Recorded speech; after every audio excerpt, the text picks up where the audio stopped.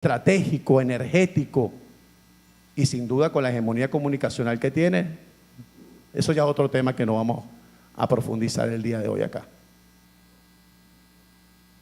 ¿Y qué hicieron ellos? Expropiar, bueno, mejor dicho, robar. Más de 4 millones de hectáreas de tierras que eran productivas, que generaban empleo, productos hechos en Venezuela y que hoy están totalmente desolados y destruidos. Confiscaron, se robaron más de 200 empresas dentro de lo que es el rubro de alimentos, de industria alimenticia. Y ahí están, sin generar empleo, destruidos. Sin contar las 1.500 empresas en otros rubros, en otros ramos. Prácticamente de manera sistemática y progresiva durante 18 años destruyeron toda la cadena productiva en el país. Pero es que esa es justamente la ideología del marxismo-comunismo. Destruir todo, ser dueño de todo el aparato productivo y de servicios, ¿para qué? Bueno, para controlar a los ciudadanos y ellos perpetuarse en el poder. El panel de hoy dice: la dictadura venezolana cercada por la crisis humanitaria. Es un interrogante que en las conclusiones debemos determinar. Yo sí creo, lo diré más adelante, pero en un principio no. Pero también, para poder llegar a esa conclusión, tenemos que preguntarnos: ¿esta crisis humanitaria fue planificada por este régimen? Yo creo que sí. Yo creo que no es solamente ineficiencia o corrupción. Es un sistema planificado por parte del sistema comunista marxista para justamente someter a un pueblo y ellos perpetuarse en el poder y ellos tener el control absoluto de todos los factores de la vida diaria del país. Lo que pasa que a ellos les salió el tiro por la culata, como decimos en Venezuela. ¿Por qué? Porque nosotros, sin duda, hemos venido denunciando sistemáticamente esto. Cuando el pueblo de Venezuela logró la mayoría calificada de la Asamblea Nacional a la Alternativa Democrática el pasado año 2015, diciembre de 2015, cambió la correlación de fuerza en Venezuela. Y este régimen que no tiene talante democrático comenzó a atacar a ese bastión, a la voluntad expresada por 14 millones de venezolanos que votaron por 167 nuevos diputados y de las cuales casi 9 millones de venezolanos votaron por la Alternativa Democrática a la cual nosotros representamos. Y a la cual tenemos 3 atribuciones muy claras: representar, dictar leyes y controlar. Son las 3 funciones claras que tenemos nosotros dentro de la Asamblea, que ellos utilizan a unos pseudos abogados que usurpan la Sala Constitucional del Tribunal Supremo de Justicia para dictar nulas todas las leyes que nosotros hacemos. Bueno, que lograron sus objetivos por ahora, pero al final nosotros hacemos nuestras leyes, que es el mapa a seguir para nosotros construir la nueva Venezuela. Pero la tercera función que tenemos nosotros, que es la controlar, la Contraloría Social, eso no nos lo va a quitar ni Maduro, ni Diosdado, ni nadie. Esa función la estamos ejerciendo 112 diputados que estamos documentando la corrupción que genera la crisis humanitaria en Venezuela. Megaguisos, son cientos de miles de millones de dólares que se han robado y que nosotros, como es un delito de corrupción contra el patrimonio público, son delitos que no prescriben y que nosotros lo hemos documentado, lo hemos elevado a la Fiscalía y a la Contraloría, y que por supuesto el fiscal usurpador ahora no está actuando, a diferencia de la fiscal legítima que aquí me acompaña el día de hoy. Pero eso está ahí documentado. Lo que no esperaba este régimen es que nosotros íbamos a elevar esto a todas las instancias internacionales y que gracias a estos eventos, gracias a todas las audiencias y tribunas también políticas, no solamente gremiales, hemos tenido la oportunidad de visibilizar lo que hoy sucede en Venezuela. Un régimen autoritario, una dictadura, un grupo de delincuentes que rigen el destino de la nación y tienen sometido al pueblo en la miseria y en la pobreza. Ellos acabaron con la producción nacional en el país, justamente para que un grupito de enchufados, entre ellos muchos militares, se fueran a muchos de sus países, que no es culpa de ustedes sin duda. ¿Para qué? Para invertir 15.000 millones de dólares al año en alimento y medicina, cuando realmente invertían en 2.000 millones y los otros 13.000 millones de dólares o de euros estaban ahora en Andorra o en cualquier país de Europa.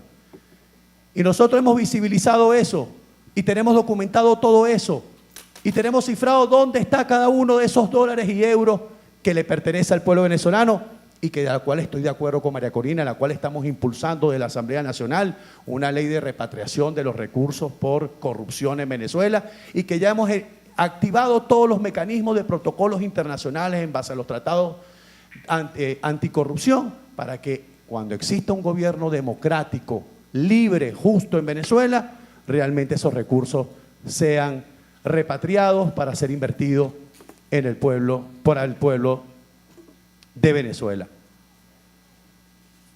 Y eso es lo que ellos, por eso es que ellos quieren acabar con la Asamblea Nacional. Quieren acabar con la Asamblea Nacional porque es el único bastión democrático que existe en Venezuela y legítimo.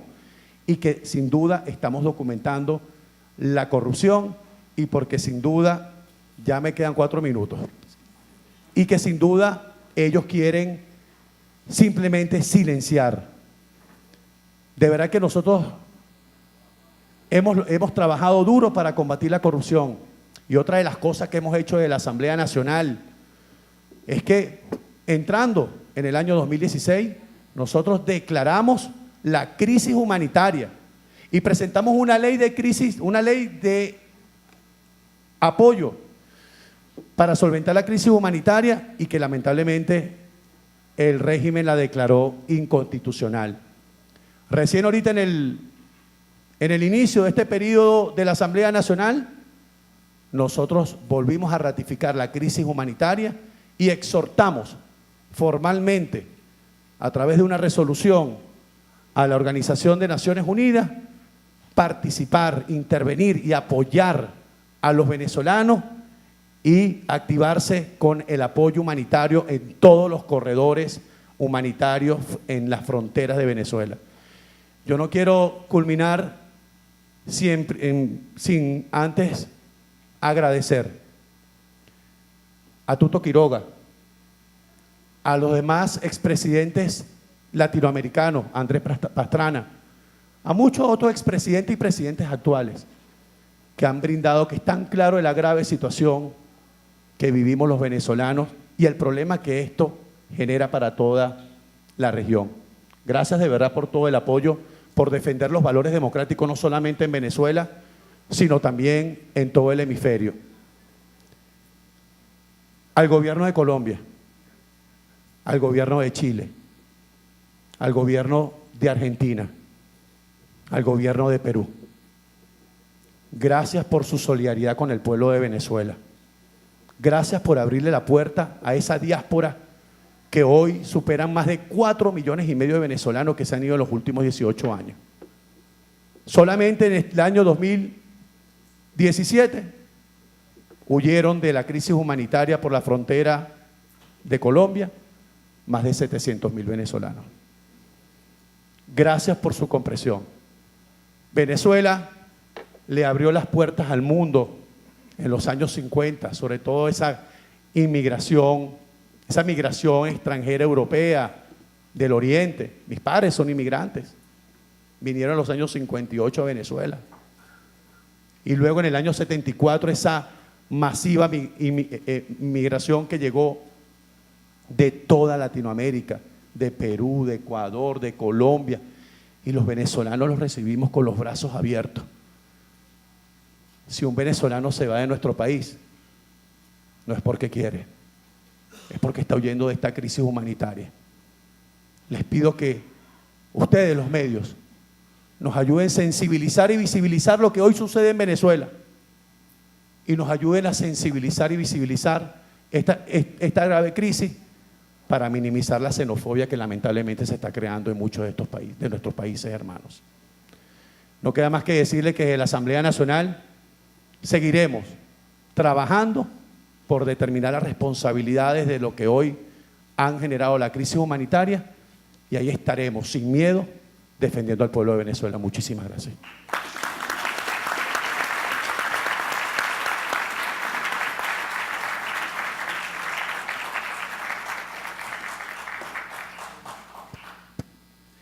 Bueno, tiene la palabra la doctora Luisa Ortega Díaz, fiscal general actuante ante el actual Tribunal Supremo de Justicia legítimo, que ejerce y desempeña su competencia desde el exilio.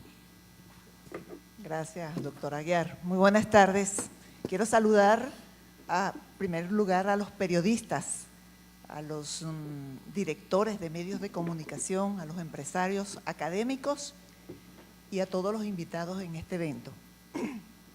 Asimismo, yo quiero agradecer a la Sociedad Interamericana de Prensa por haberme invitado a este importantísimo evento, esta importante actividad sobre la libertad de expresión, que es la democracia, lo que no hay en Venezuela. Sí, porque en Venezuela no hay ni libertad de expresión ni hay democracia. La democracia, lamentablemente, está en peligro de muerte en mi país. Y la verdad ha sido criminalizada. Es lamentable que estemos pasando por esta situación. Pero yo quería hacer un alto a mi intervención para decirles que cuestiono, repudio y estoy consternada ante el vil asesinato de los trabajadores de la prensa ecuatoriana. Yo envío mi solidaridad a sus familiares, a sus compañeros de trabajo y también a los periodistas en general y en particular aquellos que están sometidos a riesgos permanentes, como el caso de los periodistas venezolanos. Sí, porque ratifico que en Venezuela lamentablemente la verdad ha sido criminalizada y es considerada por el gobierno como una conspiración. Por esa razón a los periodistas se les persigue, se les acosa, se cierran medios de comunicación. A lo largo de los debates que se han hecho aquí y las exposiciones, los informes presentados por los distintos países, hemos visto, y concretamente el de Venezuela, hemos visto parte de la realidad que se vive en Venezuela. El gobierno, cuando no puede tener un medio de comunicación, lo compra. Presiona a los dueños para que le vendan, para que se vean obligados a vender. Información trascendental en Venezuela, como por ejemplo la muerte, el asesinato, la masacre de Óscar Pérez y 6 compañeros, fue invisibilizada, no fue mostrada la información, no hubo información oficial, fue manipulada la información. Así también como ha sido manipulada la muerte de más de 120 privados de libertad que se encontraban en un centro de detención preventiva. Dijeron que eran 68, eso no es cierto. Y tan falsa fue la información que de un día para otro dijeron que ya habían practicado todos los protocolos de autopsia sobre los cadáveres, cuando en Venezuela no hay capacidad para en un día, en 24 horas, autopsiar a 68 cadáveres para el supuesto que hubiesen sido 68. Fueron más de 120. Y lo más grave es que hay la denuncia de que fueron el incendio que se produjo y por la cual pierden la vida, fueron quemados, fue provocado por las autoridades. Un hecho gravísimo que amerita investigación. Y nosotros sabemos que en muchos casos la información periodística es la que nos lleva a determinar la realidad de la investigación. Entonces, todos estos eventos en Venezuela lamentablemente han sido cercenados, han sido limitados. Los casos de corrupción, no es posible tener una información cierta. El caso de Odebrecht, cuando quien usurpa actualmente el cargo de fiscal general en Venezuela, aseguró, apenas fue juramentado, que Nicolás Maduro no tenía nada que ver con el caso de Odebrecht, con el caso de corrupción de Odebrecht. Es decir, que ni siquiera el beneficio de la duda frente a las evidencias tan contundentes que se habían presentado en este caso. Entonces, esa es la realidad que nosotros tenemos en Venezuela. Pero, ¿qué buscan con todo esto? ¿Por qué limitar el derecho a la información? Porque quieren esconder la realidad que vive Venezuela. En Venezuela se está viviendo una nueva forma de genocidio. No se puede llamar de otra manera, porque ¿cómo se puede explicar que los venezolanos están muriendo de hambre? Que los venezolanos no tienen acceso a la salud, no tienen acceso a los medicamentos, no tienen acceso a una seguridad integral. Su vida corre peligro, no pueden salir a las calles porque pueden ser víctimas del AMPA. Entonces tenemos una situación, una tragedia humanitaria. Aquí ya mis antecesores en la palabra, y a lo largo de esta actividad se ha explicado muy bien la realidad de lo que está pasando en Venezuela. Entonces por eso persiguen la información, el derecho a informar, el derecho de los venezolanos a estar debidamente informados, así como se persigue el derecho a elegir y ser elegido. Cualquier persona que se vea como posible ganador de una contienda electoral, inmediatamente es inhabilitado. Asimismo, los periodistas. Y lo más grave con los periodistas es que los acusan en tribunales militares de conspiradores y traidores a la patria. ¿Cómo puede ser la verdad una conspiración? ¿Cómo puede ser la verdad una traición a la patria? Y yo quiero alertar a este foro, a este escenario, de lo que se avecina en contra de los periodistas. Recientemente hubo un caso de un dueño de un portal digital que vivía en Estados Unidos y fue llamado por un supuesto secuestro de su padre y le informaron los supuestos secuestradores que si no se apersonaba a Venezuela a negociar la libertad de su padre corría peligro, la vida de su padre corría peligro. Por supuesto, inmediatamente este ciudadano se montó en un avión y llegó a Venezuela. Cuando llega a Venezuela lo estaban esperando en el aeropuerto para privarlo de libertad. Era una trampa del DIGESIN. Yo tengo información precisa y alerto en ese sentido y quisiera que ustedes, informadores, directores de medios, empresarios ligados todos a los medios de comunicación, alerten a los periodistas venezolanos, porque este mismo modus operandi lo van a utilizar con todos los periodistas que han tenido que salir de Venezuela porque están siendo perseguidos, que han tenido que salir de Venezuela porque han denunciado un hecho de corrupción, porque han denunciado un hecho que compromete al gobierno venezolano.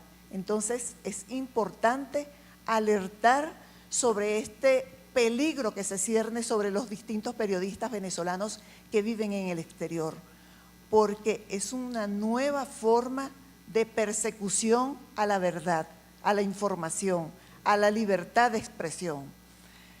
Y fíjense, el año pasado, aunque en el Ministerio Público siempre cuidé de que los periodistas tuvieran acceso a la institución para que tuvieran información oficial, información de primera mano sobre los eventos que ocurrían en el Ministerio Público. El año pasado, una vez que durante las manifestaciones ocurridas durante el mes de abril a junio, donde se violaron flagrantemente los derechos humanos, los periodistas estuvieron expuestos. Alguien lo denunció también aquí o lo señaló, alertó sobre esos hechos ocurridos, donde le borraban, le quitaban las cámaras y los celulares a los periodistas para que no pudieran informar, para que no quedara la evidencia digital de cómo estaban violando los derechos humanos. El Ministerio Público tuvo que pedir una medida de protección el año pasado a favor de los periodistas venezolanos y el derecho que tenían ellos de ejercer su trabajo, buscar la información veraz, fidedigna y además transmitírsela a los ciudadanos.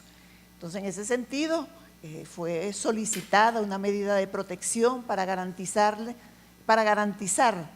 que los periodistas tuvieran seguridad en su trabajo. Por otra parte, ante esta situación tan dramática que está viviendo Venezuela, quienes tienen un papel fundamental a nivel internacional son los medios de comunicación y los periodistas. Nosotros requerimos de su intervención, de su constancia y de su solidaridad. No solamente denunciando los eventos que ocurren en Venezuela, la tragedia humanitaria, sino las posibles salidas a esta situación. Es importante, por ejemplo, que la decisión emanada del Tribunal Supremo de Justicia, legítimo, el Tribunal Supremo de Justicia venezolano, sea reconocida internacionalmente, que el organismo sea reconocida por las autoridades, por los distintos gobiernos, y no solamente reconocida porque lo expresen a viva voz, reconozco al Tribunal Supremo de Justicia y por supuesto al Ministerio Público legítimo, sino que también las decisiones se les dé fuerza de ley para que puedan ser aplicadas, que sus decisiones se les dé fuerza para que puedan presionar y salir de una vez de esta tragedia. Por ejemplo, una de las decisiones emanadas del Tribunal Supremo de Justicia legítimo fue la orden de captura contra Nicolás Maduro porque está involucrado en un hecho de corrupción, está comprometido en un hecho de corrupción. Y el Tribunal Supremo de Justicia acordó oficiar a Interpol en Lyon, Francia, a los fines de que Nicolás Maduro fuera incorporado en el alerta roja. Entonces, los gobiernos tienen que colaborar, los medios de comunicación tienen que generar una matriz de opinión para que sea efectiva la incorporación de la alerta roja de Interpol de Maduro y que se haga efectiva esa orden de captura. Por otro lado, nuestra Fuerza Armada venezolana es víctima, sobre todo los bajos mandos, son víctimas también de los altos mandos, quienes son responsables de lo que está ocurriendo en Venezuela conjuntamente con Nicolás Maduro. Ellos reciben órdenes y muchas veces son obligados, sometidos